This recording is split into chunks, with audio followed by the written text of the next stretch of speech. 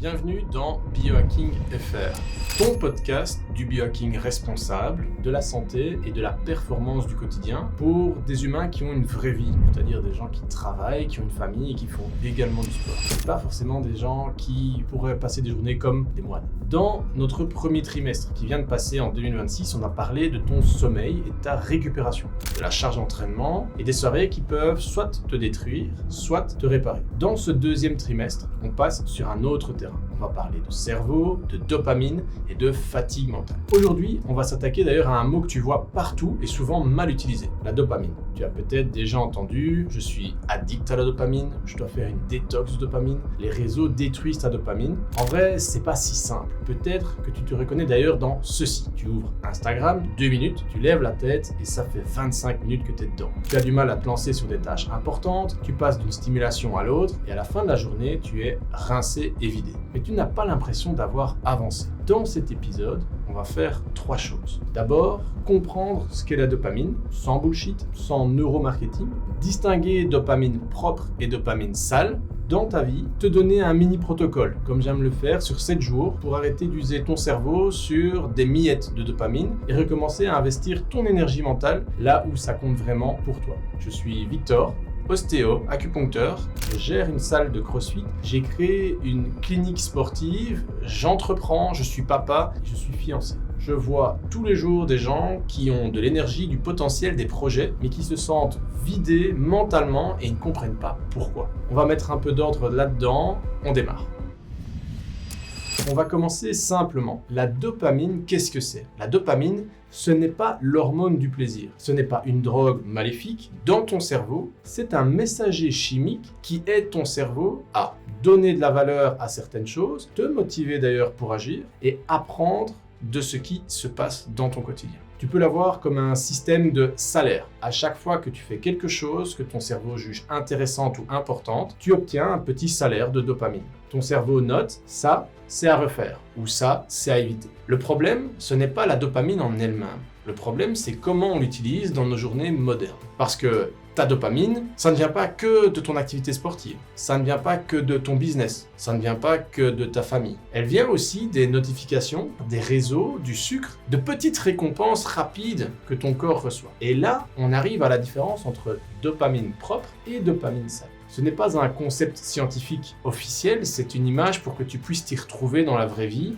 Et donc, je me permets d'utiliser cette image pour que tu comprennes mieux qu'est-ce qu'il en est. La dopamine propre, du coup, c'est une image, comme je viens de le dire. Alors, pour moi, c'est la dopamine qui vient de choses qui demandent un minimum d'effort, qui sont alignées avec ce que tu veux vraiment et qui te laissent mieux après qu'avant. Je vais te donner un exemple. Terminer une séance d'entraînement, avancer sur un projet important, même si c'est quelques minutes, genre 30 minutes, avoir une vraie discussion avec quelqu'un qui compte pour toi, ou même encore apprendre quelque chose qui t'ouvre une porte, qui te permet de grandir, travailler sur ton business par exemple, ton art ou d'autres passions que tu as. C'est pas forcément non plus la dopamine propre quelque chose d'agréable, sur le moment du moins. Tu peux avoir de la résistance, tu peux avoir de la flemme, mais après avoir fait ces actions, tu te sens plus clair, plus aligné, plus fier. Elle demande un peu d'engagement, elle se construit dans le temps et elle renforce ton sentiment de progression. A contrario, on va parler maintenant de dopamine sale. J'appelle la dopamine sale finalement la dopamine qui vient de récompenses ultra rapides. Elles sont faciles d'accès et on pourrait le voir au travers des réseaux, elles t'absorbent sur le moment. Mais cette dopamine sale, c'est celle qui te laisse souvent plus vide après. Alors l'exemple évidemment, c'est le fait que tu pourrais scroller sans fin sur les réseaux. Tu pourrais rafraîchir tes mails toutes les 2 minutes. Tu pourrais enchaîner les vidéos courtes. Tu pourrais grignoter sucré, sans fin, toujours à la suite l'un de l'autre, des petits repas, des petits mets. Passer d'une stimulation à l'autre pour ne pas sentir la fatigue ou le stress et donc essayer de te vider la tête, de ne pas penser à ce qui compte. Encore une fois, la dopamine sale, comme je la définis, ce n'est pas mal. Tu as le droit, tout le monde a le droit de faire ça, on peut en avoir besoin certainement. Mais le problème vient quand 80% de ta dopamine dans la journée est issue de cette dopamine sale et qu'il ne te reste plus de carburant mental pour les choses qui comptent vraiment. Je vais te faire une petite analogie. Je vais te faire une analogie comme le budget. Imagine que chaque matin, tu as un budget de dopamine mentale. Tu peux le dépenser soit sur des trucs qui t'amusent, mais qui ne construisent rien, soit sur des choses plus difficiles, mais qui construisent ton futur. Si tu dépenses déjà la moitié de ton budget dans ton lit au réveil, sur Instagram, TikTok, pendant les transports par exemple, entre deux tâches de boulot, tu vas scroller, le soir sur des vidéos à la chaîne, par exemple sur Netflix. Quand tu arrives devant ton projet important, quand tu arrives finalement dans la relation humaine que tu vas avoir avec ton partenaire, ta partenaire,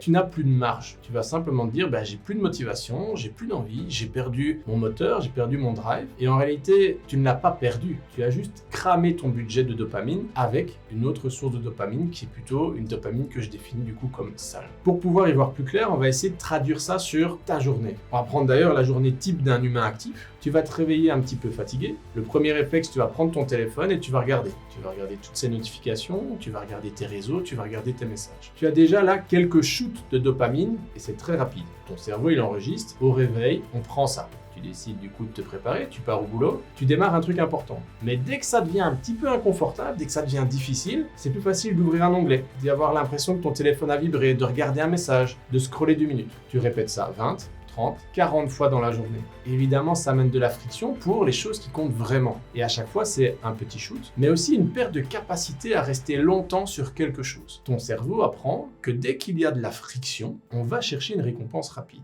Le soir, tu es vidé. Et là-bas, il y aura de la friction puisqu'il y aura des choses importantes à faire et tu n'auras plus envie de rien faire. Et pour compenser, tu cherches encore de la dopamine rapide. Le résultat, tu le comprends, tu n'arrives plus à lire un livre, tu n'arrives plus à rester concentré 20 minutes, tu n'arrives plus à discuter simplement avec tes proches, tu n'arrives plus à lancer un gros projet, tu as l'impression que tout te fatigue mentalement. Ne vois pas là de la fragilité. Voilà quelque chose que tu as implémenté au fur et à mesure sur ton organisme et ton cerveau. C'est juste que ton système d'attention et de motivation a été reconfiguré par des milliers de petites micro-récompenses. J'aimerais maintenant qu'on définisse ensemble 3 pièges autour de ta dopamine. Le premier piège, c'est de te dire que t'es foutu. C'est trop tard. Tu es addict, tu es foutu, c'est pas du tout la phrase que tu dois garder. Tu peux garder simplement que pour l'instant, tu as un système qui a appris certaines habitudes. Il a appris aussi que le plus simple, c'est de chercher la réponse rapide. La bonne nouvelle, c'est que ce système est entraînable. Tu l'as déjà entraîné dans une direction, on va simplement l'entraîner dans d'autres directions. C'est comme un muscle, c'est comme un pattern de mouvement, c'est comme dans un workout si jamais tu aimes faire du sport. Et tu vas pouvoir réentraîner ton cerveau à, dans un premier temps, tolérer un peu plus d'ennui. Il faut accepter de t'ennuyer, rester un peu plus longtemps sur une tâche et repousser un peu plus la récompense qui est liée à l'accomplissement de cette tâche. Le deuxième piège, ce serait de vouloir tout couper d'un coup. Se dire, ok, je coupe tout, je supprime toutes mes applis, je deviens ultra strict, très rigide, tout est carré. En général, tu vas faire 3 jours parfaits où tu vas cocher toutes les cases, et puis il y aura un gros rebond et tu vas repartir plus fort qu'avant. Pourquoi ? Parce que tu as essayé de briser ton système, pas de l'éduquer. L'idée ici, ce n'est pas de vivre sans plaisir, sans réseau, sans aucune stimulation. L'idée, c'est de reprendre le pilotage. Quand est-ce que j'accepte que la dopamine rapide soit présente ? Et quand est-ce que je protège ma dopamine pour des choses qui sont importantes pour moi.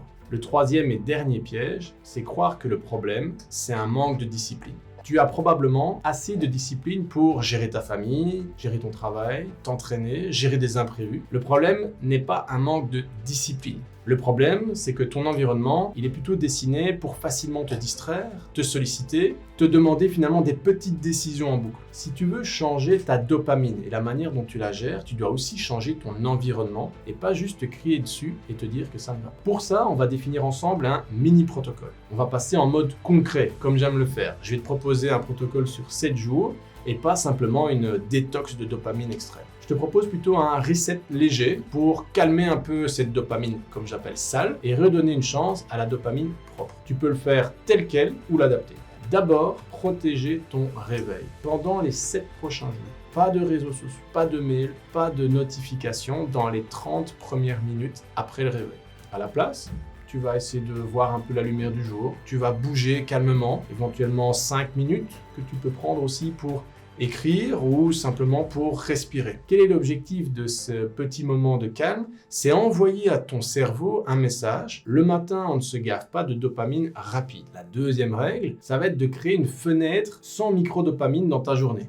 tu vas d'office choisir un bloc de 90 minutes, je te le suggère, dans ta journée, au boulot, à un moment où tu as des projets, peu importe. Et pendant ce bloc, tu vas mettre le téléphone hors de portée, empêcher les onglets des réseaux de s'afficher, tu ne vas pas traiter de mails ou ne pas laisser les pop-up arriver, et tu vas te donner une tâche importante de production. Tu verras que les 10-15 premières minutes peuvent être très inconfortables, c'est normal, mais tu n'essayes pas ici d'être parfait. Tu essayes juste de ne pas aller chercher des récompenses rapides pendant ce bloc. Tu veux vraiment créer un bloc où tu ne fais que te concentrer. La troisième règle, ce sera de créer une zone blanche de dopamine le soir. Pendant 7 jours, toujours, tu bloqueras 30 minutes. Cette fois-ci, où tu ne prendras pas ton téléphone, tu n'utiliseras pas de vidéo rapide, pas de réseau. Tu pourras peut-être prendre du temps pour discuter, lire, t'étirer, peut-être marcher, ça dépend si jamais tu as l'opportunité. Tu peux essayer de trouver du plaisir peut-être dans la cuisine, chacun sa passion, peu importe. Mais ces 30 minutes-là que tu placeras cette fois-ci en soirée, ce sera un moment où tu sortiras du flux illimité pour ton cerveau. La quatrième règle, ce serait une dose de dopamine propre chaque jour. C'est sans doute le point le plus important dans ce que je peux apporter dans cette vidéo, c'est que chaque jour, tu vas choisir une action qui, elle, va dans le sens de ce que tu veux vraiment. Tu choisis ton projet et tu bookes 25 minutes pour avancer dessus. Tu écris une page, tu enregistres un brouillon de contenu, tu fais une petite séance de sport, tu appelles quelqu'un qui compte pour toi. Peu importe la taille, ce qui compte, c'est de faire une tâche. Je te parle de 25 minutes, tu peux choisir la temporalité. Le but, finalement, c'est que ton cerveau ait au moins une victoire propre par jour. Et au bout de 7 jours, tu auras 7 victoires et tu te regarderas, tu te diras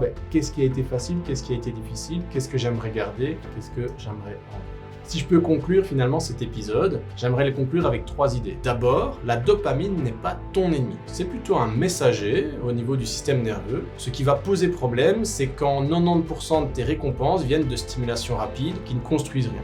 Deuxième idée, c'est que tu n'as pas besoin d'une vie sans écran, sans plaisir, sans réseau. Tu as besoin de repartager ton budget de dopamine, un peu moins sur le scroll et les micro-shoots et un peu plus sur ce qui compte vraiment. Et enfin, troisième chose, c'est que tu peux recommencer simplement en protégeant ton réveil, en créant un bloc dans ta journée et en créant une petite zone, j'ai appelé ça une zone blanche le soir. Tu vas pouvoir comme ça choisir une action propre par jour à mettre en place. Dans le prochain épisode, on va parler d'un truc que tu connais peut-être trop bien. C'est ce moment où tu n'as plus envie de rien, où tu te sens à plat, où même les choses que tu aimais avant ne te font plus envie. On parlera de fatigue mentale, de perte d'élan, et je te proposerai un protocole également, comme j'aime le faire, pour faire un petit reboot mental sur plusieurs semaines. Si cet épisode t'a plu et t'a parlé, tu peux l'envoyer à quelqu'un qui n'a plus de motivation, qui passe ses journées à scroller ou qui a l'impression d'être vide mentalement tout le temps. On est là pour construire une performance qui dure, pas pour finalement travailler sur des miettes de dopamine qui nous restent. Je te remercie grandement pour ton écoute. N'oublie pas, tu peux mettre des likes. Si jamais tu es sur Spotify ou sur YouTube, ça apporte beaucoup d'énergie pour moi continuer ce partage et on va optimiser ta santé. Ciao.